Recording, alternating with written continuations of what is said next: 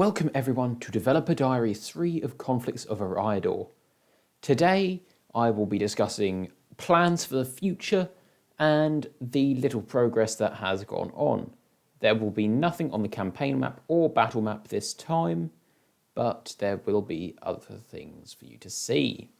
Firstly, the team has been expanded to include Alessa, who will be making faction icons like the ones that you see on the top here. He himself made the Dunedain, the Dwarves, and the Noldorin Realms. And he's also making campaign strategy models for us. A couple of those you will see later. We also have Witch King, or WK, on the team. And he's also making faction icons. Angmar is the first one he has done, and Rudara as well, although that's a joint effort between him and Alessa. And WK is also making battle maps for us. I'll quickly run you through the new icons that we have and ones that are on the way, which are all of the ones that aren't new. We have the Dunedain of Eriador. Their symbol is Narsil and the 7 stars. We've got Khazad-dûm, we've got Ered Luin, we've got Rudauer, the Noldorin Realms, and Angmar. Bree will probably be the next one done, and / or the Dunlendings. The other ones will wait for a while. Then we have the first of the plans for the future, namely the Dunedain of Eriador are no longer the Dunedain of Eriador. They are the Dunedain of Arthedain. And this is the planned roster for them. I've got Wardens of the North as their bodyguard. I've got some Avendheim footmen, bowmen and squires as their low-tier units, as well as a hobbit unit, the Shire Bounders.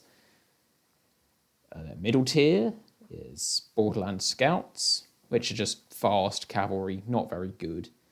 Captains of Arthedain and Arthedain Armsmen. High tier are their ranger unit, the Arthedain Rangers. Mounted captains of Arthedain and Arthedain Bladesmen.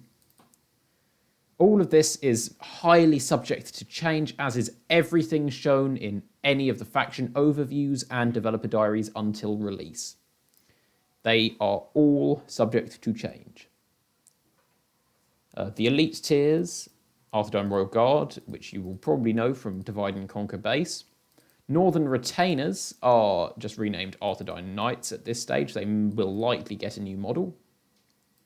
Royal Steel Bowmen are just the Dunedain Steel Bowmen from DAC. Their AOR units will be the Fornos Orion Guardsmen, which may remain as the renamed Sons of Numenor from Divide and Conquer again. The Palantir Guard of Illuminas, which will be locked behind a coming script for the Dunedain of Arthedain. I may just rename them to Arthedain, actually. It would be much less of a mouthful. A script that involves the 2 lost Palantiri of Arnor. The Armonsul Stone, and I think it's the Fornost Stone. But if you get them back, they will be situated in Illuminas, because we've already got 2 other units from Fornost, both of which are armor-piercing. The Fornost Orion Knights being 2-handed axe infantry, as you've probably already read. Then the Arnor reunification script. Yes, you heard it first from me, guys. It's confirmed for Conflicts of Eriador. Will be the Knights of House Telconta, the bodyguard unit of Eldarion, the son of Aragorn. And they're a mix of elves and men. Then there's 3 other units currently planned for Arnor, the Legionnaires, Defenders, and Vanguard. As for custom bodyguards for them, currently it's just the Grey Company with Aragorn and the Guardians of Armonsul for Halbarad. As you can probably see, weaknesses for the Dunedain of Arthedain is armor-piercing. They have very few readily available armor-piercing units, and none of them are very good. The bodyguard will be AP in both melee and ranged combat, but I can't really count those as readily available. You won't have too many of them. Another weakness is their complete lack of any good thrown weapon. They have no throwing axes, they have no javelins. They are highly weakened in that regard. Their strengths, on the other hand, are excellent cavalry, as you can probably see from the Arthedain Royal Guard. Well, you can't see, you don't know what their stats are yet. But you can just take my word that they will be very good at cavalry and ranged combat. Their infantry also is very good, but will take a long time to replenish. You're probably wondering where this leaves Cardolan, because we've got Arthedain and we've got Rudauer, so where's Cardolan? The answer to that is the Breland roster, which will have a choice between becoming Cardolan and becoming a mercenary faction of sorts. I should really have scrolled up to the roster before this video, but oh well. Their roster is very much in progress. It's not confirmed or done in any way. Their generic BG will be the same as in Divide and Conquer, most likely, but with a changed upgrade model, as you can see there with my notes. Then we have the Watch Sheriffs, which are hobbits. So there will be 3 hobbit units in Conflicts of Eridor at this time. Lumbermen, Woodland Hunters, Breland Militia, and Militia Archers, all of those pretty much as they are in base DAC. And we've got Journeymen, which will be about the same as they are in base DAC, as will the Bandobras Archers. Then we have the Greenway Watchmen, which will be a new unit. They're fairly rubbish sword and board. All of these tiers are highly, relative to the faction that they represent. So the high tier for Bree is going to be about equal to the middle tier for the Dunedain of Arthedain. Then we get the Greenway Spearmen and Greenway Riders as they are, and a new unit, the Greenway Sentries.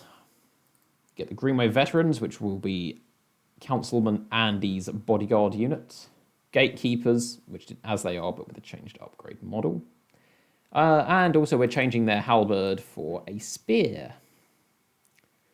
Then there is their choice, which is Cardolan or mercenaries/merchants. As you can see, we've got far more fleshed out roster for the mercenary side than the Cardolan side. But we'll get there. There's still a long time before we'll be ready to release anything. If you choose mercenary, the Dorwinrim Sharpshooters will be the only unit that you won't be able to actually train. They will just be the bodyguard of Reginald the Slayer of Dorwinion, which is why they're Dorwinrim. If you pick the Cardolan choice, there will similarly be one unit that you get, which will only be a bodyguard for the general you get. We haven't decided what that general will be yet, so I can't tell you any more on that. But yeah, it's going to be good. It's going to be very fun, in fact. Because you see that their strengths are the prevalence of armor-piercing units. They have a lot of AP. And if they go with the mercenary choice, they get even more. The Dorwinrim Sharpshooters are armor-piercing in both melee and range. Darlian Guards are armor-piercing in melee because they have no ranged. It's just a lot of armor-piercing they get. They also get a little bit more armor-piercing if they side with Cardolan, but the Men-at-Arms will be the only Cardolan unit to provide them with AP. As for the names and units, these names are stand-ins, especially the Aethiode Caravan Guards, and Gondorian Adventurers are unlikely to feature with that name, but I will do my best to win Reaper over to the side. Furthermore, we have the Rudauer scripts being almost completed now, actually. I would take you through to look at those in the files, but I don't think I will. I'll leave some things to the imagination. So I'll quickly detail the Rudaurum scripts that I have completed. Don't ignore the fact that it says Dale and that's King Bane in the picture. This will all be changed later. Stand-ins all. Basically, the remnants of Rudauer will have 3 main scripts. The first one being their choice script between good and evil, which will come in at about turn 40-something, and will give them a choice to choose between the Dunedain or the Angmarim. If they pick the Angmarim, they unlock a series of units which you'll see very soon in a faction overview called the Volsegi. And if they side with the Dunedain, they will unlock the Haranadyne units. Haranadyne meaning Far Wandering Edain, which is just Far Wandering Men of the West. Their second script, which is by far the more challenging one, I think. This script will turn Rudar into a very hard faction until it's properly balanced, and then it'll still be hard, but not impossible. It's the Troll Shores script, and as you may have guessed, will be to do with trolls, and lots of them. You'll be attacked by trolls at some stage, you kill the trolls, you get money. Trolls attack again, you kill the trolls, you get a couple units. But then the third time, it's a proper army of trolls. And you have to kill that with whatever you've got to spare, and most of what you have will probably die. That's just the way it'll be. I'm sorry, don't worry about it. Because after you've killed them, you unlock a new unit, the Troll Slayers, with a fantastic general. I will say no more on this at this stage, because that would just be spoiling the Rudar faction overview. Another script which I've begun work on is for Dunland, referring to when your faction leader dies, Chieftain Yagthak. He has 4 sons, and with a little bit of trickery, I can make all of them the faction heir. It will then default to the oldest becoming the new leader, and the other 3, well, let's say they don't agree with this very much. They don't like the fact that they, who are more skillful or more intelligent or a stronger commander, might have been passed over just because their oldest brother is the oldest. And they don't like that at all. So they're going to rebel. And you'd better be ready for that as Dunland, or it's going to be a world of pain heading your way. Further factions that have had work begun on are Gundabad, but not in terms of scripting, in terms of modelling. They're actually a fair way through the modelling process. And their units will be larger, not in size, not in model amount, but in model size. They will be physically larger than other units. I think the modifier is 1.3 times larger, which just means that they are the strong orcs. They are tough, and their appearance shows that. I will also talk about a Loseth script that is planned. Ignore the fact that this is all rune. Again, like with Rudar, it's subject to change. It will change in this case. And that is to do with the Palantiri. I won't go into this in much detail because I haven't passed it through the rest of the team yet, but suffice to say, at a turn number, one of your fishing boats will come back in with a strange orb or 2 in its catch. And the chieftain, being of course a knowledgeable person about the past, will recognise these orbs for what they are, and then you have to decide what to do with them. This was something that will remove the neutrality of Loseth by forcing them to side. Well, not forcing them to side with, but leaning them more towards either the Dunedain or the Angmarim again. You can sort of see who are the 2 most important big bad and big good factions in our mod. Angmar being the big bad, and the Dunedain being the big good. Furthermore, the Noldorin Realms scripts are all done. They're complete. We're just waiting for the units to be redone, and then they're ready to go. Because we've got some assets from the Silmarillion Total War team. Thank you very much, J-Monster, Castellan, and Sin of the Dark Cloud for providing us with those. They will be used to great effect, and I cannot thank you enough. Furthermore, the Ered Luin script has entered planning. We'll be using a similar system to the Divide and Conquer Eredluin Ring script, but with a bit of a twist in it. Khazad-dûm and the Orcs of the Misty Mountains will have a War of the Dwarves and the Orcs script, which is going to be so much fun to create and so much pain to test. Many, many battles against far superior numbers, but far worse units.